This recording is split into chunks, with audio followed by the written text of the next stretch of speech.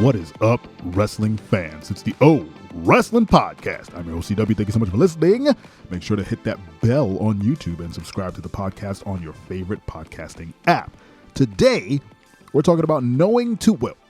We're talking about The Rock and knowing too much about wrestling. So, this is old news at this point, but The Rock showed up on SmackDown September something. It was a surprise, sort of. I mean, I don't think anybody was super surprised. I think once Pat McAfee came out, I was like, oh, I just saw a clip of him and The Rock chatting. I wonder if The Rock's backstage. Oh, wait. The WWE just closed on their deal with the Endeavor Group to join UFC and the TKO company. They're going to really want to put a lot of heat on a wrestling show. The Rock is there. That's the moment Pat McAfee walked out, I put all those pieces together. But I was like, that's a long shot. And then the moment Austin Theory came out and they started talking about People's Champion, I was like, so The Rock is about to come out. And then his music hit. And he did his thing. He stood around for 5 minutes and everyone cheered. He tried to get his feet wet in the promo game, which was a little rusty. But I mean, he's been gone for 10 years, so it's going to be rusty. And then he did his rock bottom. He did the whole rock thing. Exit stage left. Now, doubling back a little bit, Pat McAfee on his, I believe it was on his show before a college football game. I think that's when he does his show. He was speaking to The Rock, and they were talking about plans that were in place for The Rock to face Roman Reigns at WrestleMania 39. And The Rock said it was a done deal, but they couldn't get aligned on the story, so ultimately they shelved it. And it ended up being Cody versus Roman, with Roman going over. Now, he being The Rock, keeps promoting WrestleMania 40 as a potential place for him to show up again, potentially wrestle, and that person would be Roman, obviously. He said it on Pat McAfee's show. He said it on Heart to Heart with Kevin Hart. He's been kind of teasing it on social media too, I believe. So The Rock is, if nothing else, gauging fan interest. He's doing The Rock's thing, basically. He's going into business for himself, I think. I don't think anyone's telling him to say this stuff. I think he's trying to manifest it. Given that the SAG strike, the writer strike, and the actor strike is still going on, The Rock has time to do this sort of stuff. He can get back in the ring if he so wanted to. He's not hampered to do that. And to get into a program between now and WrestleMania is feasible. And I guess he would want to do it because that's money. The WWE just got a whole bunch of money, not only from the TKO company merger, but also from their new USA deal for SmackDown, which is SmackDown's going to USA in October of 2024. It's a 5-year deal. It's supposed to net $1.4 billion over the course of the 5 years. It's some crazy amount of money.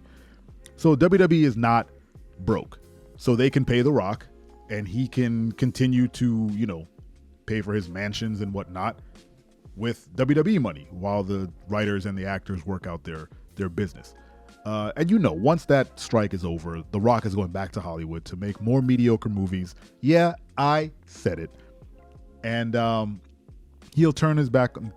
That's really tribal, what I just said. No, he will once again exit WWE. He's not turning his back on anybody. All that being said, how do you feel about knowing too much about what may or may not happen in wrestling? As a cynic and a longtime a fan and a person who, isn't in the camp of it's real to me. I know how the sausage is made. I know decisions are made on a storyline basis. There is a part of me that's like, I don't want to know that far ahead. And it's more for my own enjoyment. It's like knowing a spoiler for a movie or a show or something where you're like, I'm going to watch that show. And then someone blurts out the ending of an episode or the series in general. You lose steam. You lose the interest. And that's kind of how I feel about The Rock trying to again, not a good word, trying to work his way into a Mania match with Roman for the title. I don't want to know this far ahead. I'd much rather him do what he did on SmackDown, which is just show up and start the program. And if we make it to WrestleMania with him, great. And if not, fine. But don't tell me 6 months in advance that that's the plan for me and Roman to be at Mania 40 and blah, blah, blah. I don't need to know all that. Don't tell me that. He could have sold the match without even mentioning Roman or Mania or anything.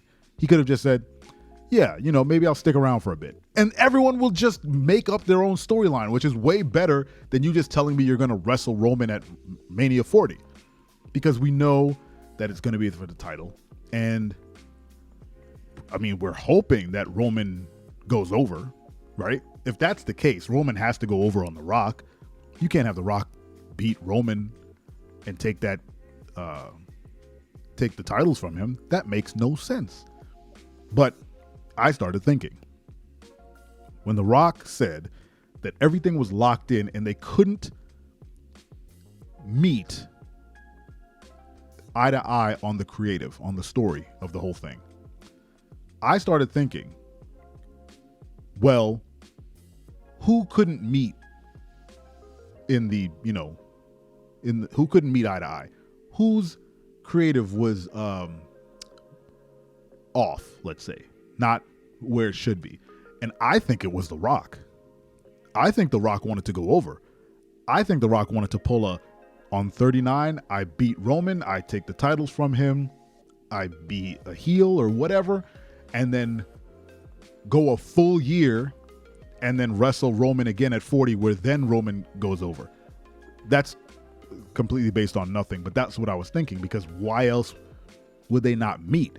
If the conversation is, we want you to wrestle Roman, the obvious answer is he's going over, because you don't work here anymore, man. And the whole point of this angle is to set it up in a Bloodline fashion where they'll cut promos on you not actually being part of the family, and you say, you started this whole thing and they wouldn't be there without you, and cut your old Rock promos and call them a jabroni and blah, blah, blah, and get beat up by Solo, and you have things with the Usos, and you have something with Paul Heyman, and maybe Stone Cold comes back and he's on your side for a little bit, and you do tag team matches and blah, blah, blah, and you work to Mania, and then at Mania, Roman obviously pins you and stands over your broken, decrepit, old pebble body, claiming himself to be the true tribal chief, and then you rocket that dude to the moon so that when the person who takes the titles from him comes around, whether it be Cody or whomever, they get a stellar rub because Roman beat Rock at Mania. And I think he said, nah, son, we're not doing that. And everyone involved was like, well, that's fine. Maybe next year.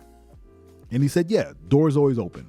And now that he's available, the door's wide open for him to come in and do whatever it is him and Nick Khan and the UFC people in Endeavor want to do.